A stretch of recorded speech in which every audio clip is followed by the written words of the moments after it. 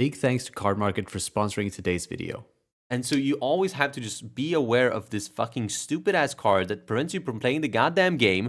And it's literally so fucking annoying and stupid and ugly. And she has no friends. And if you play this card, you have no friends. All right, hello everyone and welcome to a brand new video. In today's video, we are going to be going over the most hated cards of all time. Specifically, we're going to do it in the top 10 format, making sure we rank all these hated cards to most hated to least hated, but of course, still very much hated cards. I did this list and it took me quite some time. Turns out I hate a lot of cards, and so does the community, right? There are a lot of hated cards. Of course, the card game has now come up on its third anniversary, being around for 3 years. That's a lot of different formats and a lot of different decks and a lot of different cards to hate. So I compiled a top 10 list with a couple of honorable mentions, and in today's video we are going to be going over those cards and of course give you guys a shitty fucking rant to go with them about why the cards are hated and why I hate them specifically. So let's jump straight into it. So first up, I wanted to start with the honorable mentions. These are cards that I hate and I despise and that the community hates and despises, but they just quite weren't able to make the top 10. There are, like I said, a lot of cards that people hate, and the top 10 is stacked as fuck, and some cards unfortunately just did not make the list, and these are those cards. Starting off with Karasu.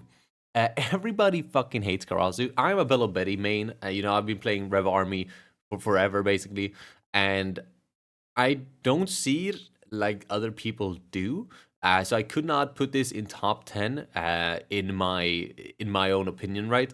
But I know that people hate this card, and I'm sure in other people's list this could totally crack top 10. It's a very, very hated card. Obviously, being able to give your opponent's leader minus 1000 power on your turn just gives it so much value and allows certain decks to be super, super aggressive. Not much more to say about that card, honestly. We're going to get to these honorable mentions pretty fast. There are quite a lot of them. So next up, we have Tashigi. Again, just the reason Green Sorrow is as strong as it is, hashing 3 Rested Dawn, super, super powerful, and allows Sorrow to be the deck that it wants to be. This is the heart of Sorrow. Unfortunately, again, didn't quite make the cut because there are worse cards in there. Then we have 10 cost Doflamingo. This is just one of those cards that just always stalls out the game when you really don't want the game to be stalled out for much longer. It just helps your opponent take that advantage. Stunning 3 cards on your field, including your leader, is a really, really powerful effect, especially in decks like Carrot and Bonnie that can rest those characters so easily. Then we have Chopper. This is the animal Chopper. He's just kind of here.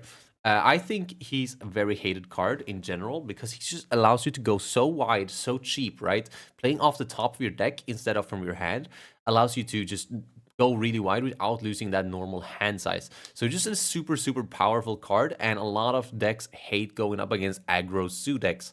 And they're just really powerful, right? So we got Chopper on the honorable mentions as well. Then we have Black Maria. Black Maria here in the West didn't really see as much play as other is it in Asia, right? This card is mainly here because Red Purple Law took this card and abused it. So it's not necessarily a broken card, but it was a broken card in that deck. This probably would have cracked top 10 if I was from the Asian meta and I had to live with this card in Red Purple Law. Luckily, I did not, as Red Purple Law got banned right as this card hit the West. So he gets an honorable mention, but doesn't make top 10.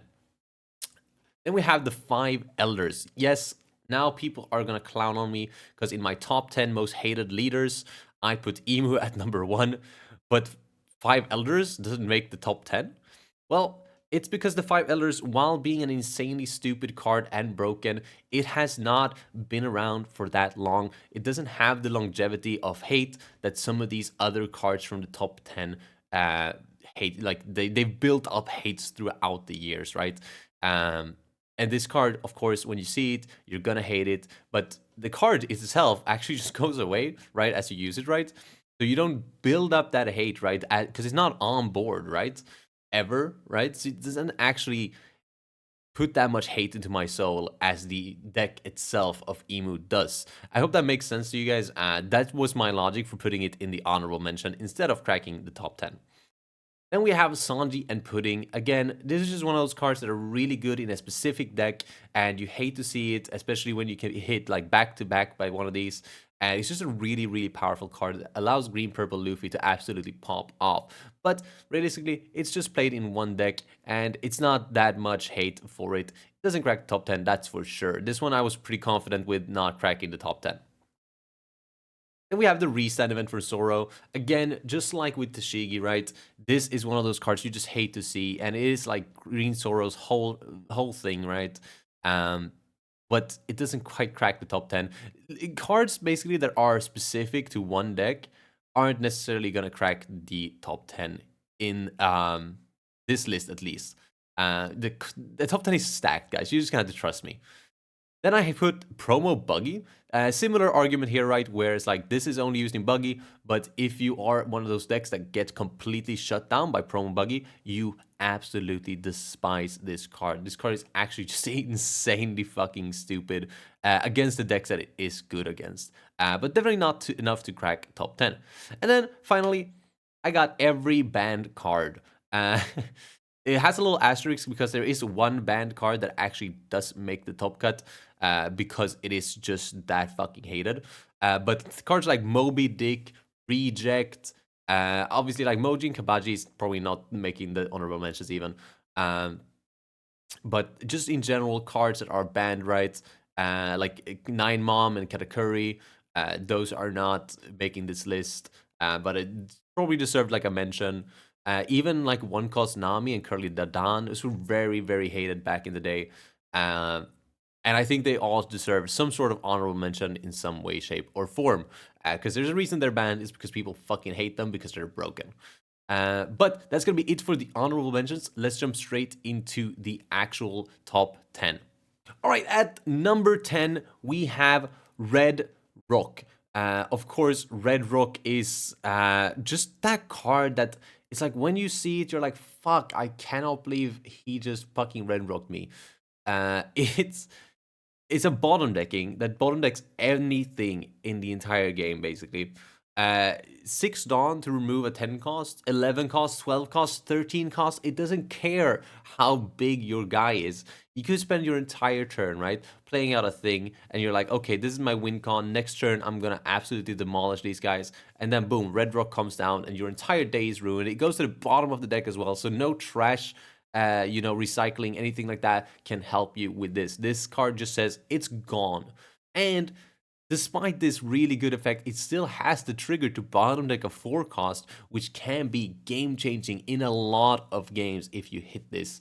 Especially if you're playing those more low to the ground aggro decks. Super, super devastating card, and I think it definitely deserves a top 10 spot. Of course, not that crazy of a card. It barely cracks top 10, but in my opinion, it was more hated and definitely like the better card among the honorable mentions, right? So it did crack top 10, but it has nothing on this next card coming up that is going to be Hound Blaze.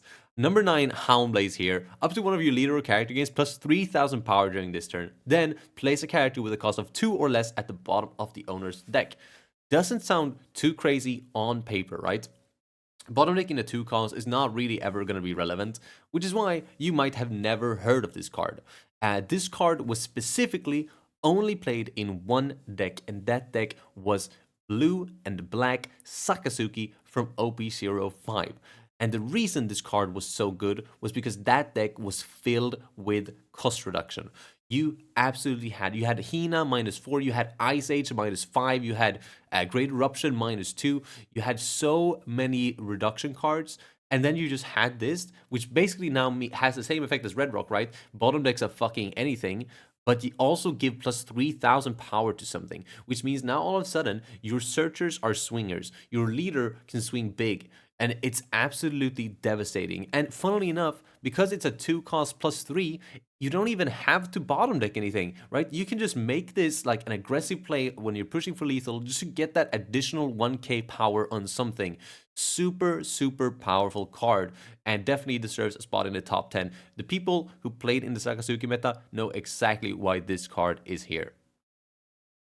Then we have Rebecca. Similar argument to the last one, right? It was just so good in blue black Sakazuki. It's just good in any black deck. It's such a generically good card. Being able to grab a card from your trash and then play a 3 cost or less from your hand. And mind you, you don't have to play the same card, right? It's grab a thing, play a thing. But you can grab a thing and play that thing as long as it's a 3 cost, which is how you usually play this card, right? You had a 3 cost Hina in your trash, you would grab that and you would play it, give minus 3 cost to something while you just established a 5k body and a blocker, and you still have 6 Dawn left to play something like a Lucci or maybe another Ice Age into a Hound Blaze. You know, you have so many lines, and it's just been a staple in basically every black deck since it was released in OP05. Absolutely super dumb broken card, and it absolutely deserves the number 8 spot on this list. Then we have number 7. I got Charlotte Lin Lin, otherwise known as 10 cost Big Mom. This card was released in OP03, and it is still a massive threat, dude. This card, when you play it, your opponent trashes one of their life, and then you gain a life. It is insanely fucking dumb.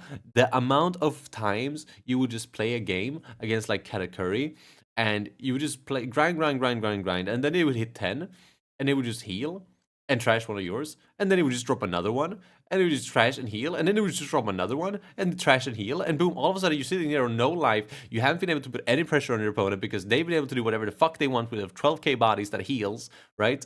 And we talked about Red Rock before, how, you know, they can just remove anything. Motherfucker, this guy, if you drop this, you've already gained basically 2 life, right? In the sense where you trash one and gain one, and your opponent is sitting there like, okay, well, even if I remove this now, I've done an insanely poor trade, right? Because I'm basically gaining 4 Dawn, but I've lost a life and he's gained a life, right? So Charlotte Lin, absolute menace, this card, and to this day is still a menace. When you see this in like a pudding deck or something, you're just like, what the fuck am I supposed to do now? This card is absolutely insane and continues to be insane to this day.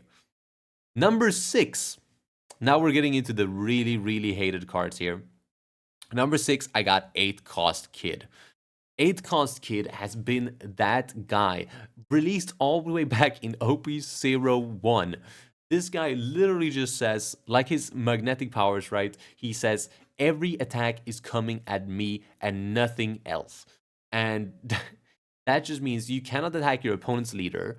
You cannot attack your opponent's other characters. You can literally only attack this guy. And it is so stupid because he's a fucking 8k base, right? So it basically turns your opponent... On this you have power reduction, right? Which only one deck has. Or sorry, one color, and it's red. You cannot get through this guy properly unless you somehow establish a bunch of big bodies and that same turn, like before this drops, right? And even then, like in decks like Bonnie, they rest one of your bodies, and then with the kid, you know, their kid can already play out the blocker itself. You just play out a blocker, and then you have a blocker, you have Bonnie's leader effect, and then you have counter, right? Natural counter. And mind you, all of these have to be bigger than 8k to swing into them meaningfully, at least, right? An 8 to an 8, that's just a 1k counter, and who cares? So you have to swing absolutely massive, but you can't swing just fucking 15k with lead because they have a blocker, right? So you cannot ever get through this, and the only realistic way to get through this was to remove it. But then all of a sudden, I think it was OP10, right? We got a fucking Tashigi that was printed that just says, oh, your green characters can't be removed. So now you can just pre-play a Tashigi or even just play a Tashigi off of the kid. And now you're sitting there with a fat ass kid with removal protection and blockers and like Bonnie's leader effect and like a massive hand size behind him, and you just cannot get through this guy. He is an absolute menace, always has been and is still today. Absolutely insane card. Definitely deserving of a number 6 spot. However, what is worse than 8 cost kid? If not, you're the one who should disappear. What is this? Oh, it's a 0 cost counter event that trashes one card and up to one of your leader or character guard gains plus 3000 during the battle. Wait, I thought every color had access to this. Why is the yellow one number 5 when none of the other ones even get an honorable mention? Well, you see, the only thing that differs those cards from each other is their trigger. And if you've been playing this game at all, ever, against yellow, you know that this card's trigger is the dumbest fucking trigger in the entire game. It says if you have 0 life cards, you may add up to 1 card from the top of your deck to the top of your life cards, then trash 1 card from your hand. I'm gonna tell you right now, that is not that deep. Trashing a card from your hand, trash a brick, who cares? Heck, if you have 0 cards in hand, you don't even have to trash anything, which means you just heal for free. Holy shit, dude. I understand it has the condition that you have to be at 0 life cards, but there's this deck called Enel that just always is on 0 life when they trigger shit, right? It's so fucking stupid dumb. I absolutely hate it. It's so fucking, oh my god. This card just, when you see this trigger, you're just like, okay, well, I had a plan. Now my plan is ruined. Now I have to try again, or I have to try something else. Or wait, oh, I just lost because you triggered that. It happens. Yes, it's so fucking stupid. I've played against motherfuckers who play like 1 copy of this in the deck, and it's somehow still in their last life every single time. Holy shit, this card is insanely dumb, but obviously this is like the dumbest trigger in the game. I think it deserved the number 5 spot.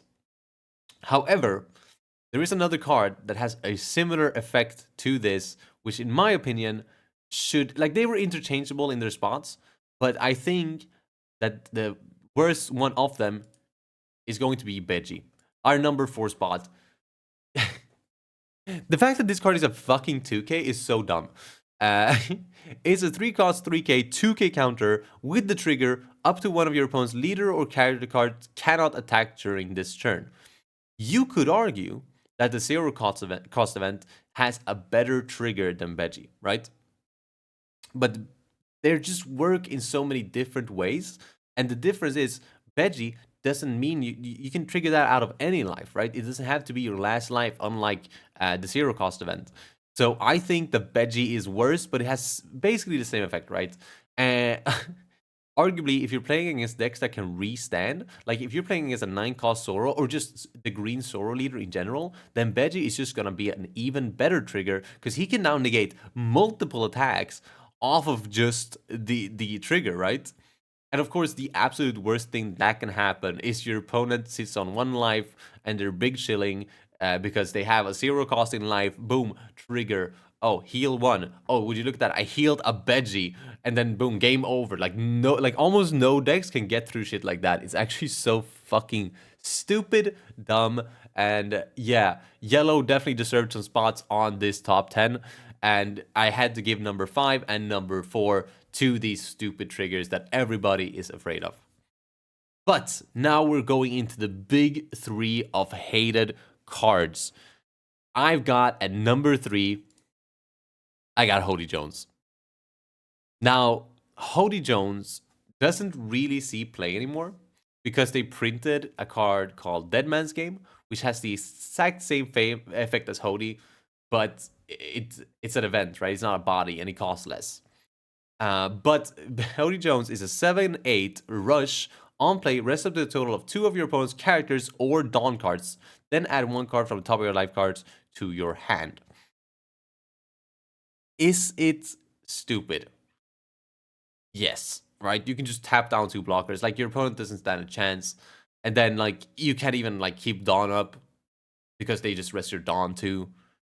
And every single green deck would run this, and every time you had like a perfect plan and you didn't consider Hody Jones in the mix, then you lose on the spot because Hody Jones is just such an aggressive card. It's it's just a really good card, and it just really fucks with people when they're like, okay, I do math here, I do math, and then, oh shit, Hody Jones, my Dawn is rested now. My blockers are rested. I can not live anymore. Like, you, when you're struggling to live for a turn, and you're just like, okay, I have a plan, and then unfortunately the plan was no more. It's a little bit sad. It's just what it is. But the Hody Jones, like, you could arguably give this spot to Dead Man's Game. They're practically the same card. Arguably, Dead Man's Game is a little bit better, right? Which is why it's run now. But Hody Jones has been around for a while. So I think Hody Jones deserves this spot more than Dead Man's Game. I think if you put these two cards next to each other, ask a One Piece card game player, hey, which one do you hate more? I think they will always say Hody Jones. One of the most hated cards of all time, which is super impressive considering it's a card from OP06, so it's not even that old. Jumping in to number 2, the second most hated card of all time, I have given to another OP06 card. It's going to be Gecko Moria, the one banned card on this entire list. Oh, where do I even get started with Gecko Moria, dude? A 8 cost 9k on play. Choose up to one character card with a cost of 4 or less, and up to one character card with a cost of 2 or less from your trash, and play them both. One of them rested, one of them active. The reason this card was a problem in the first place is because this has literally no restrictions whatsoever. You can play a blue card, you can play a yellow card, you can play any type of card, you can play a marine, you can play a warlord, you can play anything. And because you can play a 4 and a 2, and you can decide which order you want them to come out in, you could do something like Helmeppo into Hina, or like, no, sorry, not Helmeppo into Lucci and things like that, right? To just completely demolish your board while you've established a 9k and a 6k, and then we came to a point, right, where we had things like Spandine, Spandine, Rebecca. What was it? Yeah, it was Rebecca, Spandine, Lucci, which is like, okay, so I played this for 8. I get a 3 cost out. I get a 4 cost blocker out, which then, yeah, I get a 4 cost blocker out. Then that plays from my trash another 3 cost Spandine, which plays a Lucci. And you still have 2 costs to play off the Moria, so you played Helmeppo first, right? And then you, holy shit, this deck was so this card is so stupid. And I'm just talking about the black decks now, right? The removal decks like Lucci, Sakazuki, and stuff like that.